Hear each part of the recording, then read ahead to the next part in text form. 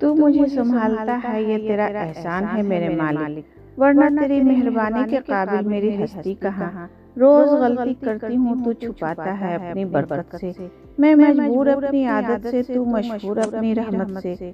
तू वैसा ही है जैसा मैं चाहती हूँ, बस मुझे वैसा बना दे जैसा तू चाहता है। परेशानी आ जाए तो ईमानदार रहें, दौलत आ जाए तो सादा रहें, इख्तियार मिले तो अजीज रहें और गुस्सा आए तो खामोश रहें। यही जिंदगी का बेहतरीन इंतजाम कहलाता है। निंदा करने वाला शख्स नेक को बदनाम तो कर सकता है, मगर खुद नेक कभी नहीं बन सकता।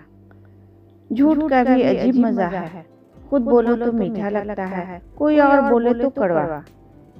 जिंदगी में 3 लोगों को कभी नहीं भूलना चाहिए, मुसीबत में साथ देने वाले को, मुसीबत में साथ छोड़ने वाले को और मुसीबत में डालने वाले को। जिंदगी हिसाब है, सांसें कम होती हैं और तजुर्बे ज्यादा होते हैं। हम बनाते रहते हैं मसले और करते रहते हैं सिर्फ जमा और तकसीम, जबकि आखिर जीरो है। खुशी का 3 बार एहसास होता है, पहले एक उम्मीद के तौर पर, फिर एक तसल्ली के तौर पर और आखिर में एक समझ के तौर पर। 2 लफ्ज सोचने लायक।